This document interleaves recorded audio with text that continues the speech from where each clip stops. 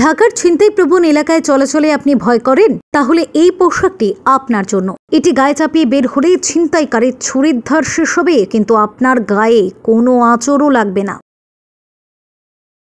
PPSS গ্রুপের উদ্ভাবন করা এসব কার্বন ফাইবারে তৈরি পোশাক যে কোনো ধারালো অস্ত্রের প্রতিরোধ করতে সক্ষম, এমনকি মোটা ধাতুর তৈরি ব্যাটের আঘাতও সামলাতে সক্ষম এই পোশাক পরিধান করে। এই ফাইবার দিয়ে বিশেষ ধরনের গ্লাভস তৈরি হচ্ছে, যেসব গ্লাভস ধারালো অস্ত্রের উচ্চ ঝুঁকিপূর্ণ কাজ করতে ব্যবহৃত হচ্ছে দেদারসে। এমনকি শক্তিশালী আগুন রোধী গ্লাভস তৈরি হচ্ছে এসব ফাইবার থেকে। অবিশ্বাস্য হলেও সত্যি, প্রায় 800 ডিগ্রি সেলসিয়াস তাপমাত্রা সহ্য করতে সক্ষম এসব গ্লাভস।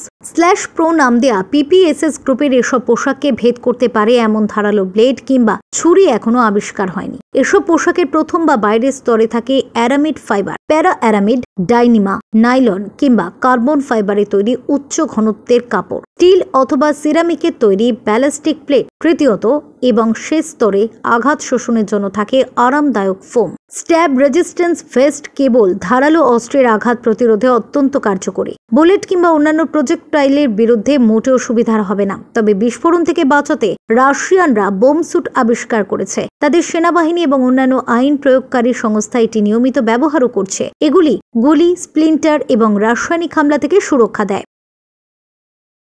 জীবন বাঁচাতে আরেক দিগন্তকারী আবিষ্কারের নাম এয়ারব্যাগ হেলমেট। মোটর সাইকেল কিংবা সাইকেল রাইডের সময় রাইডারের মাথাকে যে কোনো আঘাত থেকে সুরক্ষা দিতে হেলমেটটি ডিজাইন করা হয়েছে। রাইডার পড়ে গিয়ে আঘাত পেলে 1 সেকেন্ডও সময় নেবে না এয়ারব্যাগগুলি ফুলে উঠতে। তখনই রাইডারের মাথা ও মুখের চারপাশে একটি প্রোটেক্টিভ বাধা তৈরি করবে। আবার জলে ডুবে যাওয়া থেকে সাঁতারুদের বাঁচানোর জন্য রয়েছে বিশেষ ব্রেসলেট, যার মাধ্যমে সহজে জলের নিচ থেকে একজন মানুষকে টেনে ওপরে তোলা যাবে। তাৎক্ষণিক আগুন থেকে জীবন বাঁচাতে কার্যকরী ভূমিকা রাখে মোবাইল ফায়ার এক্সটিংগুইশার। পরিবেশ বান্ধব এসব ফায়ার এক্সটিংগুইশার ছোট ছোট আগুন নিভিয়ে একজন মানুষের জীবন বাঁচাতে পারে যে কোনো সময়।